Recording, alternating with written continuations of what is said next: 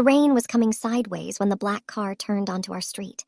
I was standing barefoot in the front yard, and the emergency broadcast siren had cycled through the neighborhood 3 times in the last hour. The hurricane was 3 hours out. Through the living room window, I could see my stepfather tapping silver duct tape over the glass. My mother handed him the strips. Neither of them looked toward the yard. The limousine stopped at the end of the driveway. The rear door opened. The woman who stepped it out was 73 years old and worth more money than the whole street put together. She looked at me. She looked at the house. She said one word: "Welcome back to Calm Drama Stories. If you are new here, we share stories about families, boundaries, and the quiet moments that change everything. Drop a comment, hit subscribe, and let us get into it." The first Sunday, Roy moved into our house. The sky was so clear it looked painted.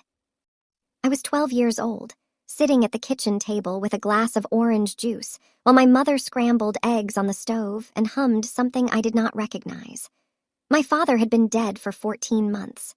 The house still smelled like him in the mornings, when the hallway held the warmth from the night and the wood floors released whatever they had been keeping. Sawdust, machine oil, the faint sweetness of the aftershave he bought in bulk at the hardware store because it was $3 cheaper than the pharmacy brand. Roy pulled into the driveway in a white pickup truck with a toolbox bolted to the bed. He carried a box of wrenches and a circular saw through the front door without knocking. My mother smiled at him. It was the first time she had smiled in a way that reached her eyes since the funeral, and I remember thinking I should be happy about that. I remember thinking that was the correct feeling. He said he was going to fix the fence. The fence leaned a little to the west where my father had been meaning to reset the posts before the ground froze, and he never got to it. Roy measured everything twice. He dug out the old posts, poured concrete into the holes, waited for it to set, and bolted the new rails. He worked all afternoon. My mother brought him lemonade in a glass with ice. I sat on the porch and watched because nobody told me not to, and nobody told me to come inside, and nobody asked me what I thought. By 4:00, the fence was done. Roy stood back and looked at it the way men look at things they have fixed, like they have personally won a fight with the universe. Then he opened a can of paint and started rolling iron. White. The fence had been blue. My father chose the color when I was 4, the year he bought the house. He called it Harbor Blue because he said every house on a street like ours needed one thing that was different from the rest. I did not say anything as Roy painted over it. I finished my juice and went inside and washed my glass and put it in the drying rack. That was the first Sunday. There would be 832 more. Roy did not yell. That was the thing people never understood when I tried to explain it later. He did not raise his voice. He did not throw things. He did not hit. What Roy did was quieter than all of that, and it worked better. He rearranged the house one room at a time. The photographs of my father came down from the hallway within the first month. Not all at once. One frame disappeared on a Tuesday, another on a Thursday. By December, the only picture of my dad left in the house was a wallet-sized photo I kept in the back of my sock drawer pressed between 2 pieces of cardboard from a cereal box. Roy changed the home phone number and told my mother it was because of telemarketers. My grandmother called the old number for 3 weeks before she realized it had been disconnected. By then, Roy had told me she did not want to talk to me anymore. He said it plainly, the way you say the grass needs mowing. Your grandma is busy with her own life, Francis. Do not take it personal. He opened the mail before anyone else touched it. Every envelope that came through the slot went through Roy's hands first. He sorted it at the kitchen counter with a butter knife, slicing each one open, reading the contents, then leaving the ones he decided were appropriate in a small stack by the phone. I did not know then what he was looking for. I would not understand that for 16 more years. He decided which school I would attend, which friends were acceptable, what time I came home. My mother stood beside every decision like a woman holding an umbrella for someone else in the rain. When I asked her why, she said the same thing every time. Roy just wants what is best for this family. I learned not to argue. Arguing cost energy I did not have and changed nothing I could measure. Instead, I saved. I kept my father's pocket watch in the bottom drawer of my bedroom dresser, wrapped in a cotton handkerchief my grandmother had embroidered with my initials when I was born. I kept it wound. The watch had a cracked crystal and a second hand that ticked louder than it should have, and it was the only thing in that house that still belonged to me without Roy's permission. I kept it wound every morning. I never forgot. My father built things. That was the simplest true sentence I knew about him. Nathan Palmer was an electrician by license and a contractor by ambition. And the year I turned 4, he bought the house on Maple Ridge Drive with money he had been saving since he was 19. My grandmother told me that once years later, she said he walked her through the front door and pointed at the ceiling where the plaster was peeling and the light fixture wash-hanging by one wire and said, "I can fix everything in here." And he did. He built the back bedroom himself. It took him 3 weekends and a Monday he called in sick for, and when it was done, he carried me down the hallway on his shoulders and opened the door and said, "This one is yours, Franny." The room had a window that looked out over the garden, and in the mornings the sun came in at a low angle that turned the walls gold. He had sanded the floor by hand because the rental sander left marks headed not like.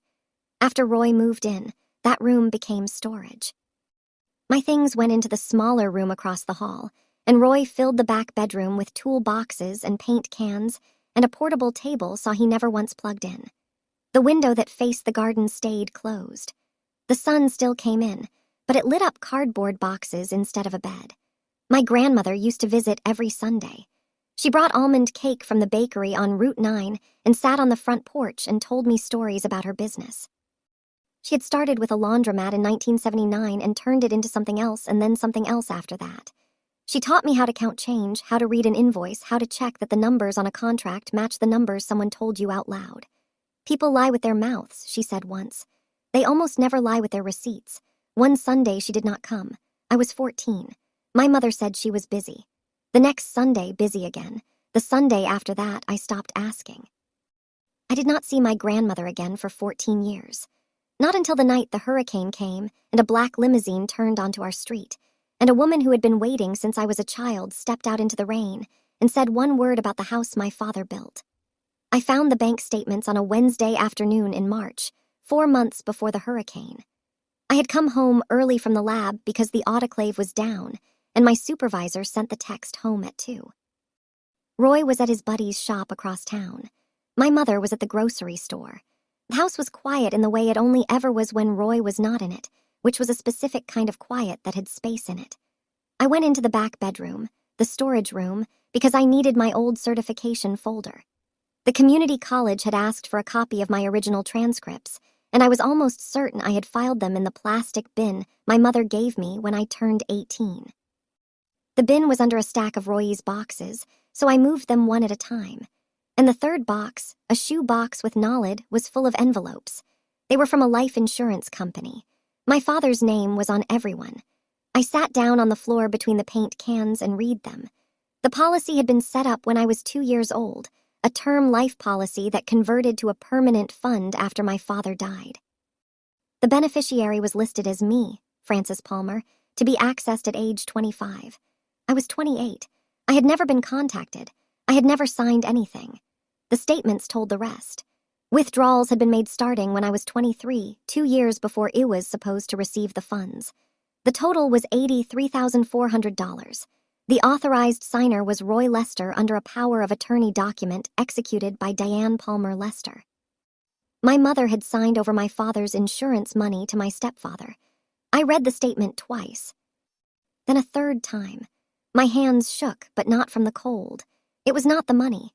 $83,000 was a tremendous amount of money to me, but the shaking was not about that. It was about the signatures. It was about my mother's handwriting on a legal form that gave Roy permission to take what my father had left for me, and the fact that in all the years since, neither of them had said a word. I folded the statements and put them in my jacket pocket. I put the shoe box back under the other boxes. I replaced the bins. I closed the door. I went to the kitchen and made a sandwich and ate it standing up. I did not say anything to anyone that night. I waited. The hurricane was named Marin. She had been a Category 2 when she crossed the outer islands, and by the time she turned northwest toward the coast, she was a 4.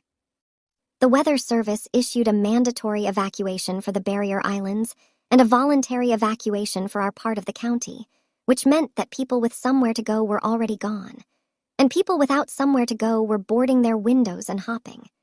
Roy did not want to leave. He said the house had survived every storm since it was built, which was true because my father had built it to code, and then some. Roy said evacuating was for people who panic-had and, he was not a man who panicked. What he did not say, and what I understood by then, was that Roy did not want to leave because the house was the only thing that made him feel like he was in charge of something. His contracting business had closed 8 years ago. His truck was financed. His name was not on the mortgage because there was no mortgage, just a trust he did not know about. The house was all Roy had, and he held onto it the way a man holds onto a steering wheel in a skid. We sat down for dinner at 6:15. Meatloaf, canned corn, and iced tea. The television was on behind us, the weather map cycling through projections in red and orange. My mother ate quickly. Roy ate slowly. I set my fork down. Roy, I said, I found the statements from my father's life insurance. $83,000. Where did it go? He stopped chewing. 3 seconds passed.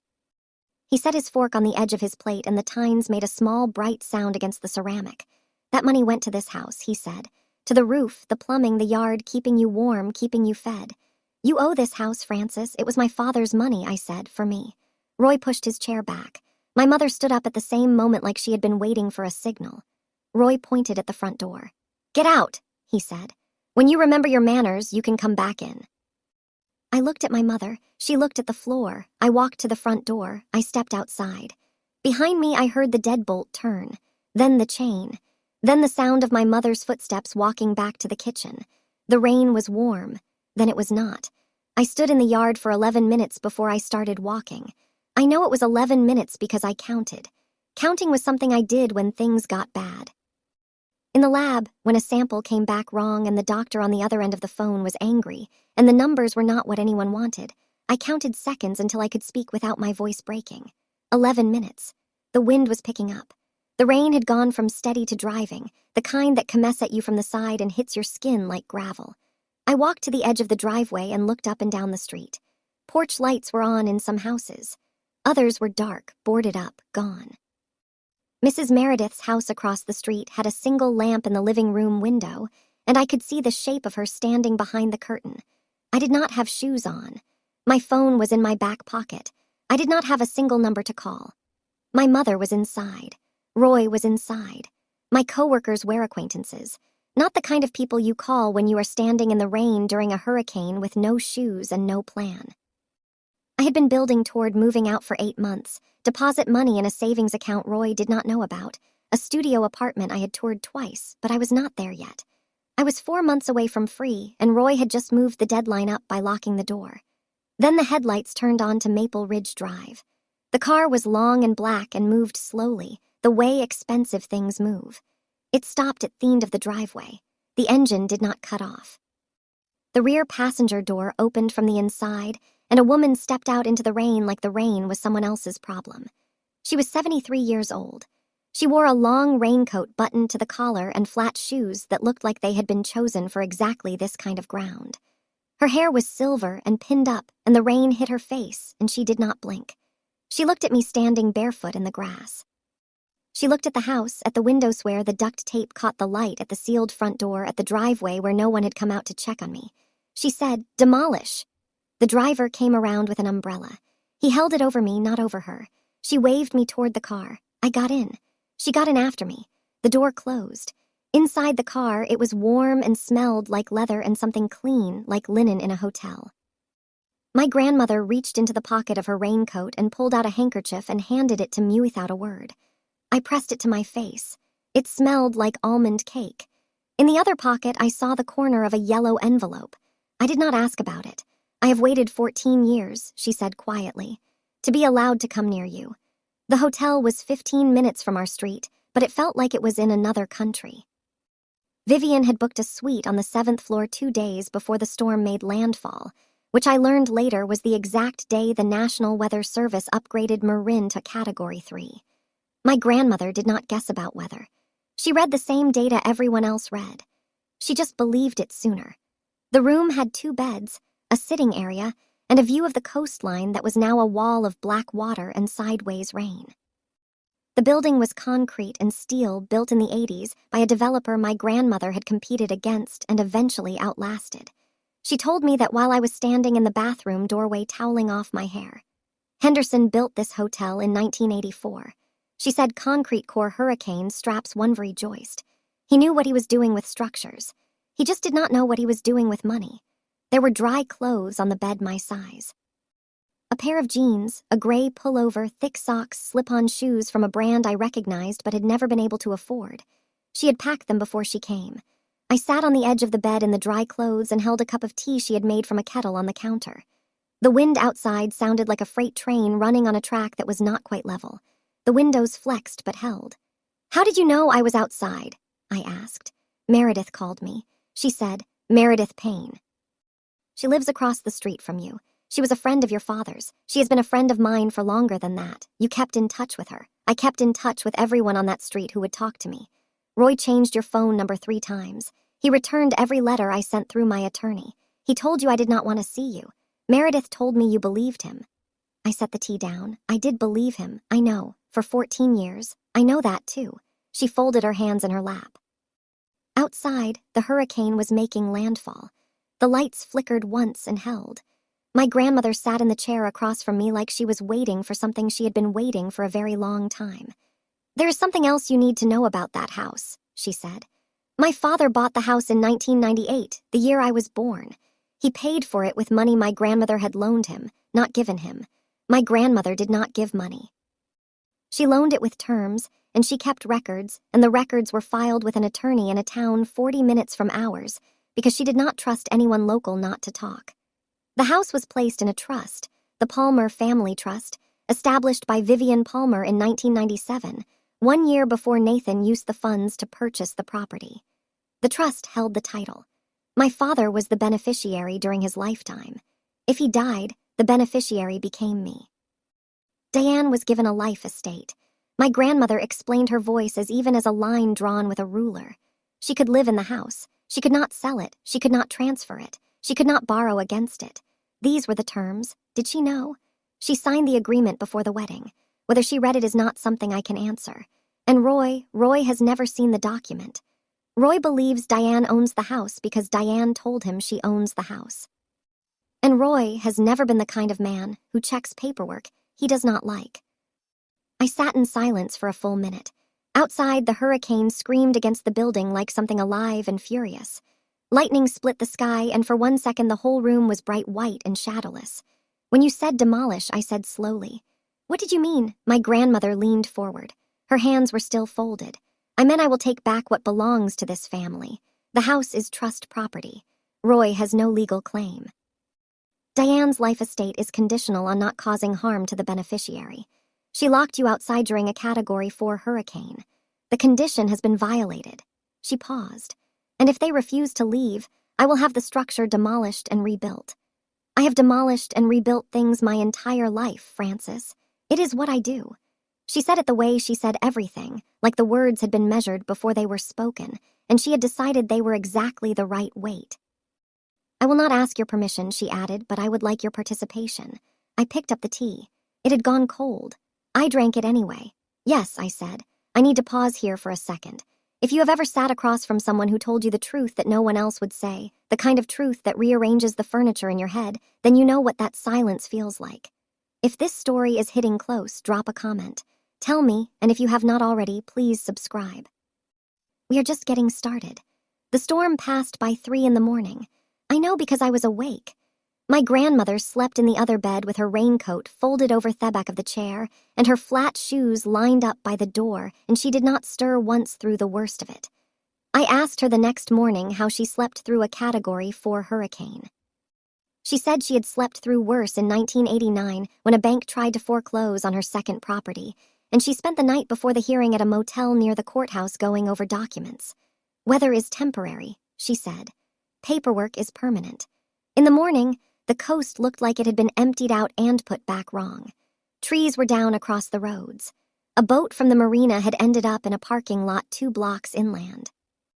Power lines sagged between their poles like wet laundry, but the hotel stood. And down the road, when we drove past in the limousine with the driver steering carefully around debris, our street stood too. Roofs, missing shingles, yards full of branches, but the houses were upright. My father's house was upright. He had built it to survive exactly this.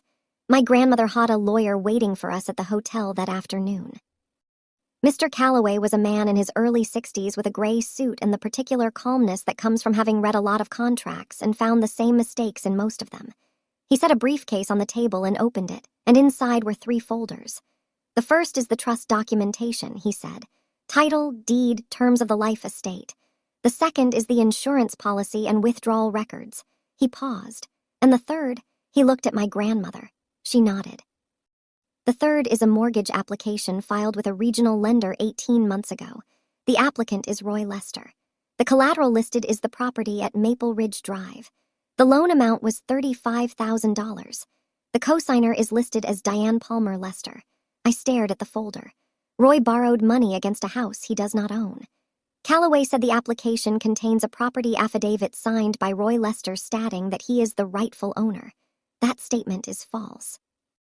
The signature of the cosigner does not match Diane's authenticated handwriting in file with the trust. My grandmother folded her hands. Calloway closed the briefcase. We have options, he said. Roy called me 6 days after the storm. The power had been restored to most of the neighborhood by then, and people were hauling wet carpet to the curb and stacking branches by the road for the county trucks to collect. I was sitting in the apartment my grandmother had rented for me, a 1-bedroom on the 3rd floor of a building near the hospital where I worked, when my phone buzzed with a number I recognized but had not seen in years. Roy's cell. Francis. His voice was controlled the way it always was. Level measured like he was reading from a script he had written in his head. I got a letter from a lawyer. I want to know what game you are playing. I did not answer. He waited 3 seconds and kept going. This is about the insurance money. I get it. You are upset, but that money kept the house running. It kept the lights on for you. It kept food on the table for 16 years. If you want to call that stealing, go ahead. But you lived under that roof for free and you owe more than you think. I listened. I could hear the television in the background, the Weather Channel still running storm coverage. I heard my mother say something I could not make out. Come home, Roy said. We will work this out like a family. I hung up. 3 days later, a post appeared on the community group for our neighborhood. Roy had written it. He described how Frances, his stepdaughter, had left the house voluntarily during the storm despite their efforts to keep her safe. He described how his mother-in-law, a wealthy real estate developer, was now attempting to evict a family from their home in the aftermath of a natural disaster. He used the phrase predatory behavior. He used the phrase taking advantage of a tragedy. 47 people reacted to the post. Most of them were sympathetic. The next morning, my mother called. Her voice was thin and high, the voice she used when she needed something to stop. Francis, honey, Roy says he is sorry. Come home. Please do not make this a big thing, my mother said. Do not make this a big thing about being locked outside during a hurricane. She said it the same way she said, pass the salt, like it cost her nothing. Like I should have already moved on. I said, I cannot do that, Mom. She said, you are going to ruin this family. I said, I know. Calloway's office was on the 2nd floor of a converted bank building with tall windows that let in the kind of light that made everything look more serious than it already was. He sat behind a desk with the 3 folders in front of him, arranged left to right. Trust, insurance, loan. Walk me through the 3rd folder, I said. He opened it and turned it so I could read. The loan application was dated 18 months prior. Roy had applied for $35,000 from a regional lender, listing the Maple Ridge Drive property as collateral. The application included a property affidavit in which Roy declared himself the rightful owner of the home. Below his signature was a line for the cosigner, Diane Palmer Lester. The handwriting on that line was not my mother's. How do you know it is not hers? I asked. Calloway placed a second document beside it, a notarized signature card from the Palmer Family Trust dated 2002, the year after my father died. My mother had signed it to acknowledge the terms of her life estate. The 2 signatures looked like they had been written by different people. My mother's authentic signature had a particular loop on the D and a forward lean on the L. The one on the loan application was flat and careful. The kind of handwriting that comes from someone trying to copy something they have seen but have not practiced. Either your mother signed it under duress and altered her own handwriting, Calloway said, or someone signed it for her. I sat back in the chair. The sunlight came through the wooden blinds and laid stripes across the desk. I could see the dust in the air. I could hear the clock on the wall. Tick, tick, tick. It sounded like my father's pocket watch. What does this mean for Roy? I asked. Legally, he filed a false property affidavit. He used an asset he does not own as collateral for a personal loan, and the cosigner's signature may be forged. Each of those is a separate offense. And the options. Option 1, we proceed with the trust violation and the eviction notice, and we leave the loan matter alone. Option 2, we proceed with the trust violation, the eviction notice, and we refer the loan documentation to the district attorney for criminal review. I held the paper in my hand, Roy's signature, my mother's name written in handwriting that was not hers. For 16 years, Roy had been the one who decided what happened in that house. Now, I was the one who decided what happened to him. I did not decide that day. Calloway told me to take the weekend, and I did. I went back to the apartment and sat on the bed with the folder on my lap and the window open to the sound of the town putting itself back together after the storm, chainsaws and generators, and the beeping of utility trucks backing up, the ordinary machinery of people fixing what had been broken. I read the documents again. Then I read them again. Not because I did not understand them, but because each time I read them, the picture changed shape. The first time it was about money. The second time it was about Roy. The third time it was about Roy. The third time it was about my mother's signature on a power of attorney that gave Roy access to my father's insurance fund, and the way her handwriting on the loan application did not match, and what that meant about who my mother was and what she had allowed to happen in that house. On Saturday night, I called my grandmother. I want the house back, I said. I want the insurance money returned, and I want Roy to know exactly why. And Diane. My voice broke for the first time since the night of the storm. I had held it together through the limousine and the hotel and the lawyer's office and the phone calls, and it broke now in the quiet of a rented apartment while the air conditioning hummed in the wall and a stack of legal papers sat on the nightstand like a prescription I had not yet filled. Mom chose, I said. She chose a long time ago. I cannot choose for her. No, my grandmother said softly. You cannot. I told Calloway on Monday morning. I did not want to file criminal charges. Prosecuting Roy would drag my mother into a courtroom. And even after everything, I did not want Tobe the person who did that to her. But I wanted the trust violation enforced. I wanted the eviction notice served. I wanted Roy to sign a written acknowledgement of the insurance withdrawals and agree to repayment. And I wanted it in writing, notarized, filed with the county. Calloway said that is a measured decision. I said I am a lab technician. I measure things for a living. It was not funny, but it was mine. Roy did not go quietly. I had not expected him to. A man who controls a household for 16 years does not give up the controls because someone hands him a letter. He finds a new lever. He builds a new wall. He tells a new story. His lawyer's name was Dunlap. Mr. Dunlap operated out of a strip mall office between a nail salon and a tax preparation service, and he filed a counterclaim within a week. The argument was adverse possession. Roy had lived in the house for 16 years, maintained it, paid property taxes on it, and therefore had a legal right to remain. The filing was 9 pages long and used the word equitable 14 times. Calloway reviewed it in his office while I sat across from him. He took off his reading glasses and set them on the desk. Adverse possession does not apply to trust property. He said it is a settled point of law in this state. Mr. Dunlap either does not know that or does not care. Then why did he file it? Because Roy needed to feel like he was doing something. And because it buys time, a filing has to be reviewed, responded to, scheduled. It turns a 14-day clock into a 60-day process. Outside the courtroom, Roy had built a different kind of case.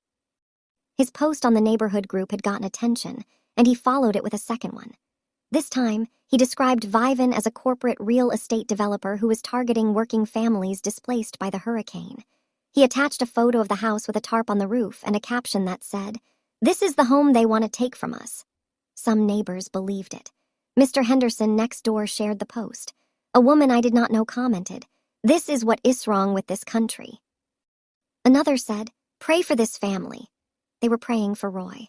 They were praying for the man who had locked me out in a hurricane and stolen my father's insurance money and borrowed against a house he did not own. I sat in my apartment that night with my phone on the table and the notification light blinking like a small orange heartbeat. I did not open the app. I did not read the comments. I turned the phone face down and went to bed. Roy had always been good at building a story. He had built one about me for 16 years. Now he was building one for the whole town. The first time someone said it to my face was at the grocery store.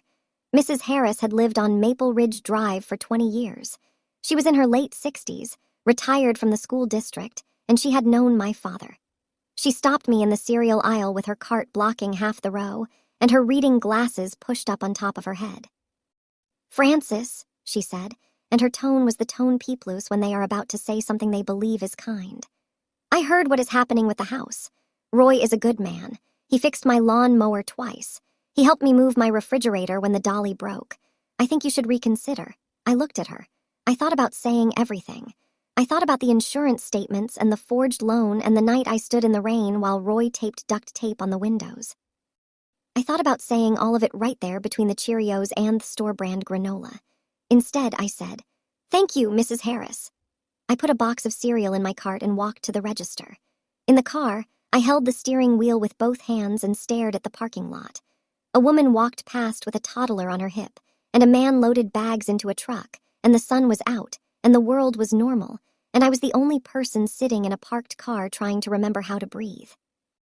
My grandmother called that evening. I told her about Mrs. Harris. "What people say does not matter," Vivian said. "What the paperwork says matters, I know that. Do you believe it? I am working on it." That night, Mrs. Meredith called Meredith Payne, the neighbor across the street, the one who had watched me standing in the rain, and called my grandmother. Her voice was steady and warm, and she did not start with small talk.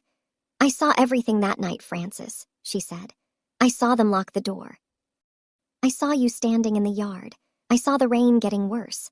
I called your grandmother because I did not know what else to do, and I have been waiting for someone to ask me about it." "Would you say that again?" I asked. "In front of other people. In front of anyone who asks." I thanked her. I hung up. I stood in the kitchen of my apartment for a long time. And for the first time in weeks, I felt something that was not anger or grief. It was something quieter. It was the feeling of not being alone. My mother came to the apartment on a Thursday. I did not know how she found the address. Later, I learned Roy had called the hospital and told them he was my emergency contact and needed to reach me urgently. And someone in the front office gave him the general area. And Diane drove around until she recognized my car in the lot. She stood at my door with her purse over one arm and her eyes red in the way they got when she had been crying, but had stopped before she arrived so she could look like she had it together. She had done that my entire life, crying before she got to where she was going, then arriving dry. "Can I come in?" she said. I let her in. She sat on the edge of the sofa and did not take off her jacket. I did not sit down. I leaned against the kitchen counter with my arms at my sides. "You do not understand," she said. "If Roy leaves, I have nothing. I do not have a job. I do not have savings. I do not have anywhere to go. I have not worked in 15 years. I have nothing. Francis, you have me. I said you have always had me. That is not you chose not to take it every time. You chose Roy. He is my husband and I am your daughter, and Dad was your husband first, and Roy took his money and his house and his daughter's bedroom and you let him." She looked at the floor. Her hands were gripping the strap of her purse so hard the knuckles were white. "You are just like your father," she said, stubborn. "You never bend." "Dad built that house," I said. "Roy just painted over the fence." She stood up. She picked up her purse. She walked to the door and opened it and stepped into the hallway. She did not look back. She did not ask if I was all right. She walked down the hall and I listened to her footsteps until they faded into the stairwell. And then there was nothing. I closed the door. I locked it. I sat down on the floor with my back against the wall and cried for the first time since the night of the storm. I cried until I was empty and then I stopped. And then I got up and washed my face and made dinner. The worst night was not the night of the hurricane. The worst night was 3 weeks later on a Tuesday, alone in the apartment with every light off and my phone face up on the nightstand, glowing with notifications I had promised myself I would not read. I read them. The comments on Roy's posts had multiplied. Someone had shared one of them to a regional community page, and people who had never met me and never met Roy were now offering opinions about a family they had constructed entirely from a photograph of a house with a tarp on the roof. A woman in a town 80 miles away called me an entitled brat. A man said me grandmother should be investigated for elder exploitation, which did not make sense, but had 43 reactions. Someone else said, "These kids today have no loyalty." I turned off the phone. I lay in the dark and listened to the air conditioner and the distant sound of traffic on the highway overpass. I thought about calling my mother. I thought about saying, "Fine, I will drop it. You can have the house. You can have Roy. I will go." I picked up the phone. Then I opened the nightstand drawer. My father's pocket watch was there wrapped in the handkerchief my grandmother had embroidered with my initials. I unwrapped it and held it in my palm. It was heavier than I remembered, the way things from childhood always are. The crystal was still cracked. The second hand still ticked louder than it should have. My father bought this watch at an estate sale the week he closed on the house. My grandmother told me that once. He said he wanted something that lasted, something mechanical, something that kept going without being asked. I held it in the dark. Tick, tick, tick. He had been dead for 16 years and the watch was still running. It did not need anyone's permission. It did not need to explain itself. It did not need Roy to wind it or Deanne to approve it or strangers on the internet to validate it. It just kept going. I put the phone back on the nightstand. I did not call my mother. I lay there holding the watch until my hand got warm and the ticking matched my heartbeat and I fell asleep without deciding to. In the morning, I got UPenn and went to work. I ran samples. I read results. I measured things. It was enough. I called my grandmother at 7 the next morning. She picked up on the first ring which told me she had been waiting. I am sorry I did not answer last night. I said, "You do not need to apologize for needing time." I know, but I am sorry anyway, and I am ready. Calloway's office at 8.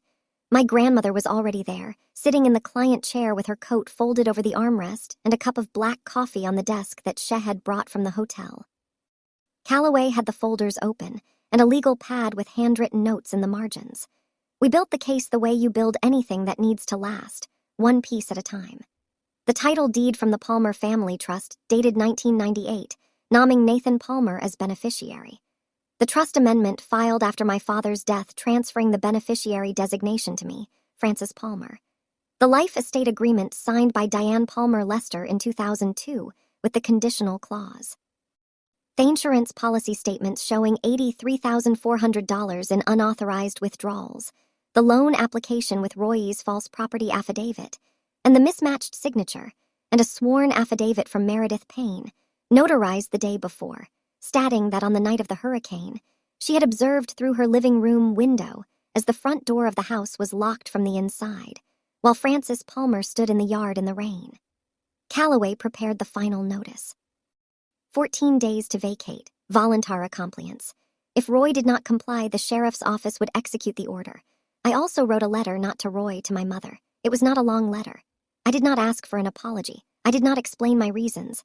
I wrote down the facts, the insurance withdrawals, the forged loan, the night of the hurricane, and I ended with one sentence. I am not writing this so you will be sorry. I am writing this so you will know that I know. I mailed it on a Tuesday. Deanne received it on a Thursday.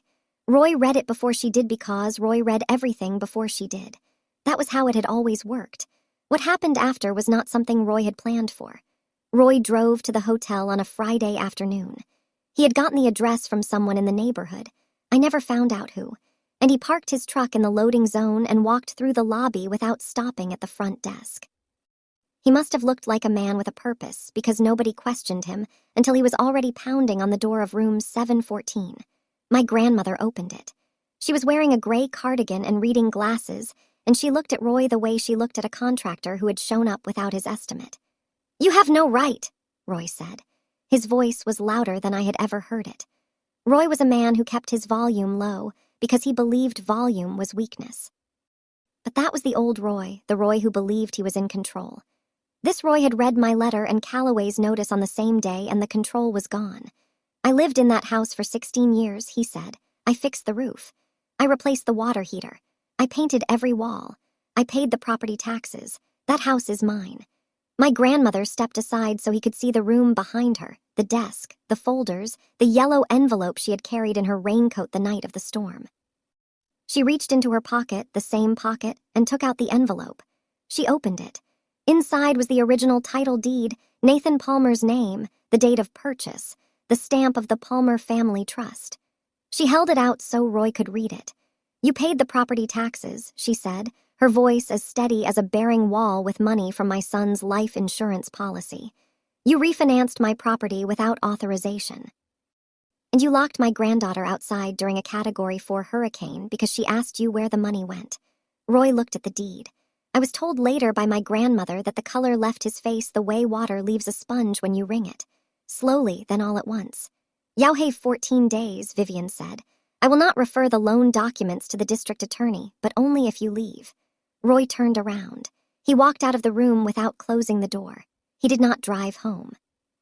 He drove to the county courthouse and filed an emergency motion to block the eviction. It was the last move he had. The hearing was on a Monday at 10:00 in the morning. Courtroom B, Judge Harmon presiding. It was a small courtroom, the kind used for civil motions and property disputes, with wooden benches and fluorescent lights, and a clock on the wall that ticked the way all courthouse clocks tick. Like time is something that gets used up and does not come back. Roy sat at the respondent's table with Dunlap.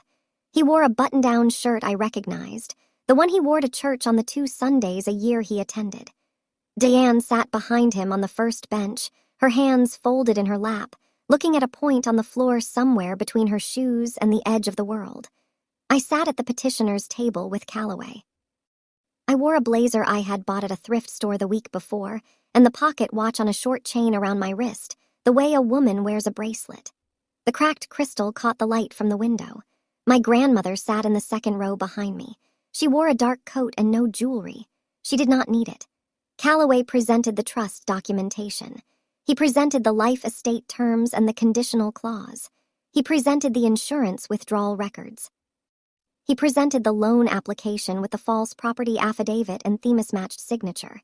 He presented Meredith Payne's notarized affidavit. Dunlap argued adverse possession. Judge Harmon listened for 4 minutes and then raised one hand. Mr. Dunlap. The judge said, "Adverse possession does not apply to trust property in this state. Your client has no ownership claim. The trust documentation is clear. The life estate violation is documented, and the loan application raises questions I am not equipped to answer in this courtroom." The judge turned to Roy. "Mr. Lester, were you aware that this property was held in the Palmer family trust?" Roy swallowed. "My wife told me the house was ours. Your wife did not have the authority to convey that.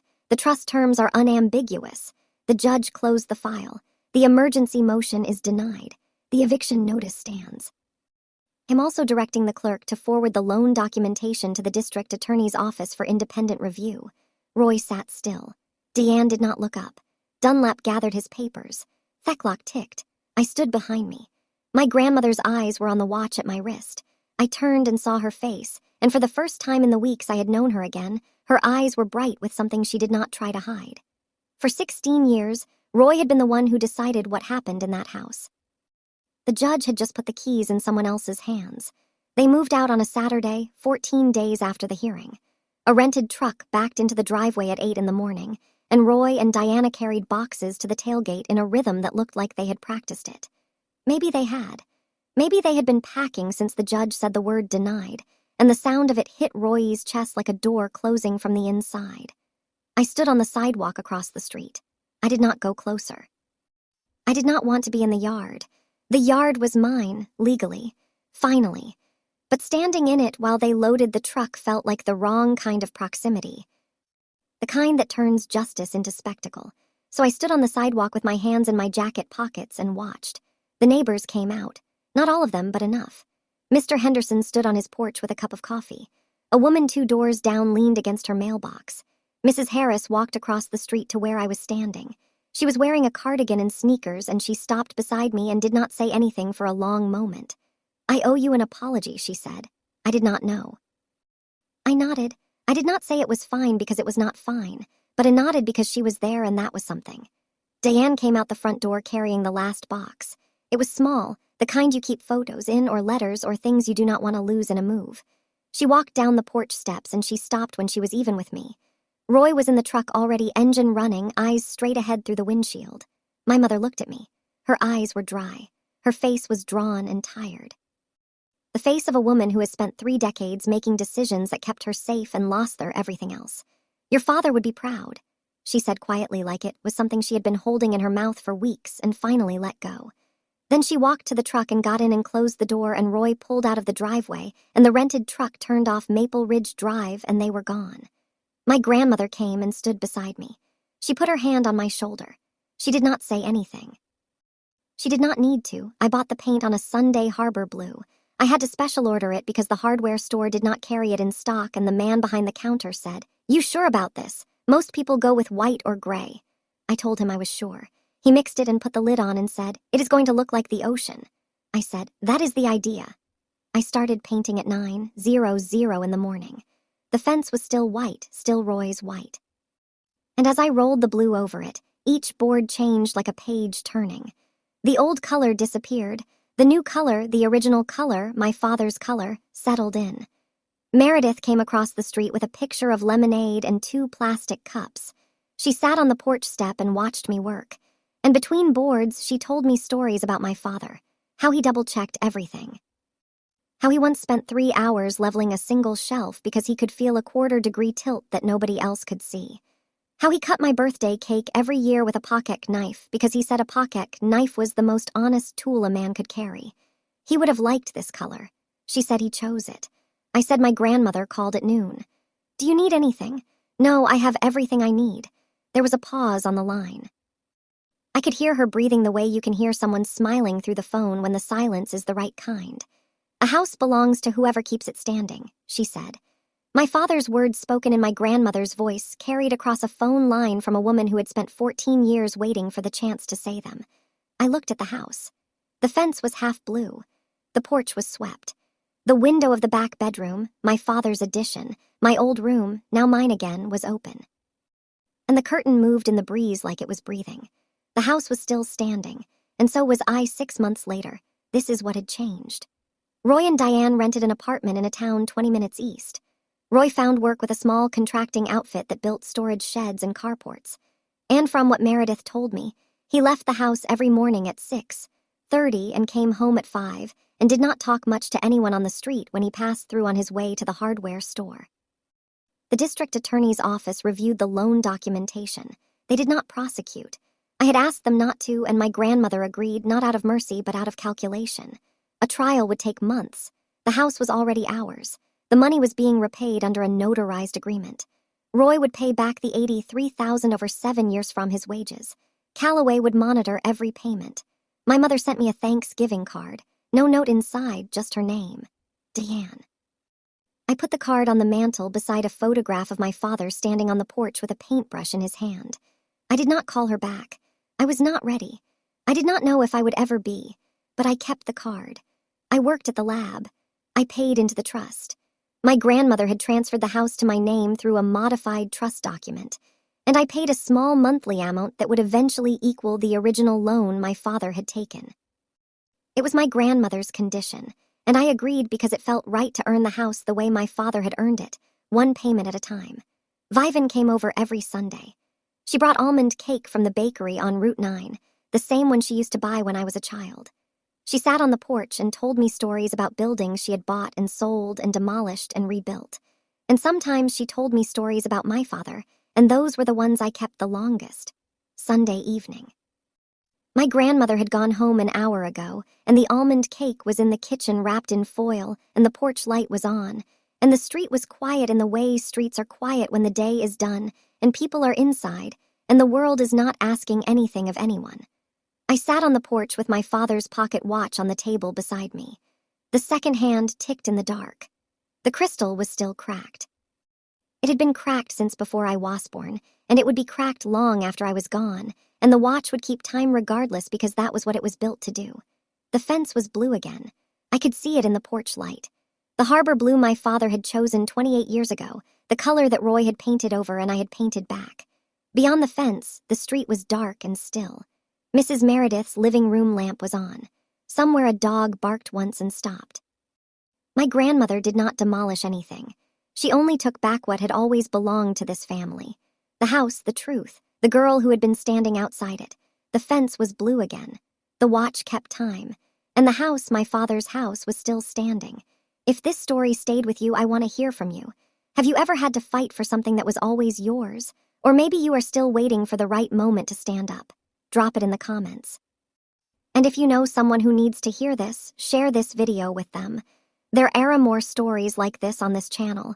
The link is in the description. Thank you for listening. I mean that.